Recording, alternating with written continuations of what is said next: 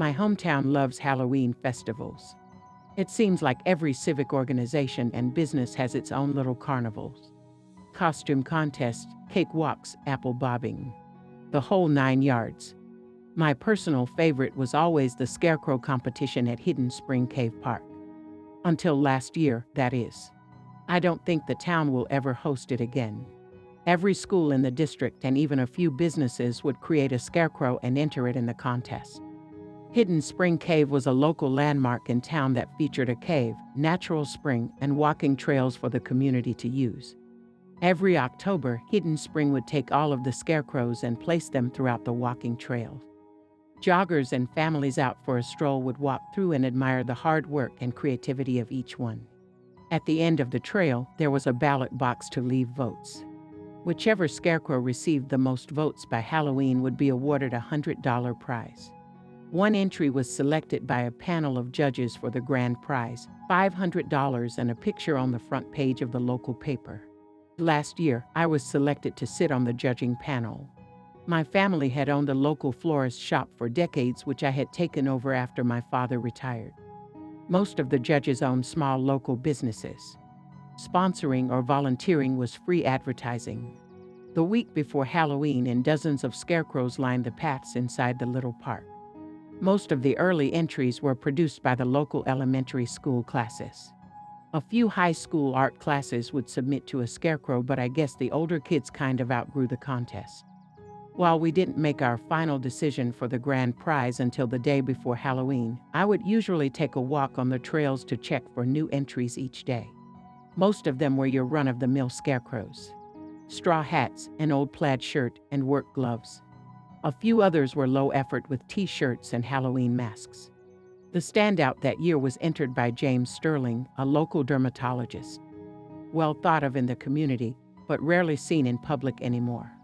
His wife had an affair and left him earlier in the year. The once vibrant man became a recluse. As I strolled the paths, I saw his name on a sign below one of the scarecrows. It made me happy for a moment to see he was getting out and about again. My happiness turned to discomfort when I saw the scarecrow. It was too well made.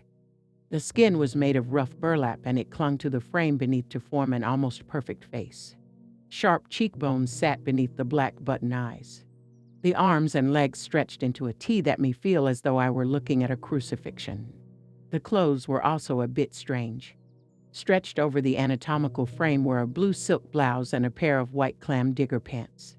Both were in excellent condition and seemed too nice to use for a project like this. As I walked away, it almost seemed to watch me as I left. The figure haunted my mind for the rest of the day. I loved the scarecrows on the trail, but Dr. Sterling's entry was too realistic for my comfort. As the days passed, the burlap effigy only became more disturbing. Scarecrow wasn't an apt name for it. The figure seemed to do the exact opposite. When I would pull into the parking lot for the next few days, swarms of birds would be circling over the woods ahead of me. Just a handful on the first day, but by the second and third, there were dozens. They swooped and circled above the trails. Dozens more sat perched in the trees lining the entrance to the trails. Caws and shrieks filled the air, piercing the usual serene atmosphere of the park. Crows. Ravens, maybe. I couldn't tell. Flat, black, hateful birds, whatever they were. I was nervous to walk past or below them. They would cry out wildly and flutter their wings anytime someone walked nearby. On the trail, it became even worse. The farther in I made it, the thicker the flock of birds grew. If you couldn't see them, you could hear their hateful racket. It was almost as if they were waiting to strike. My heart pounded and I felt the fear of a small child lost in the woods. Dr. Sterling's scarecrow was the pinnacle for the dark visitors. The outstretched arms and head of the dummy were covered in the damn creatures. They perched in a neat line. Some cawed while others pecked at the increasingly ragged burlap face. If you drew too close to the scarecrow, the birds would flap their wings or take flight, darting above your head. A few would swoop so closely you could feel the wind rustle through your hair. A chorus of evil things would cry out from the trees until you moved away. And there was that stench. It was the fetid smell of decomposition. The cluster of obsidian birds must have killed something in the woods nearby.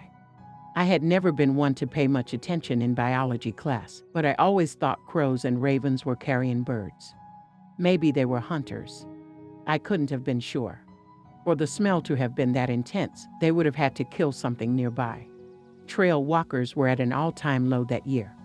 I don't know if it was the birds, the smell, or the disturbing scarecrow. My guess was a combination of the three. Something had to be done. I called a few of the judges to share my concerns about the disturbing scarecrow and birds, but their responses shocked me. Most of them, while equally disturbed by Dr. Sterling's creation, thought it was the best one in the contest. Yes, they agreed it was off-putting, but that was no reason not to consider it. Before I could even recommend its removal, they stated their intentions to vote it the grand prize winner. As a last-ditch effort, I tried calling Dr. Sterling himself. Every time I called his office, the automated voicemail system would pick up. I left a few messages and even called the emergency number, but never received a call back from him. On Halloween Day, I arrived at Hidden Springs and parked my car in the tiny lot. The other judges were waiting at the trailhead and I joined them. We talked amongst ourselves as we began to walk through the path and jotted notes on our clipboards.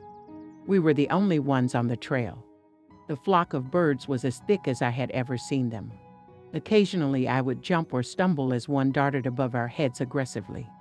The other judges reacted similarly, but no one verbalized their obvious concern.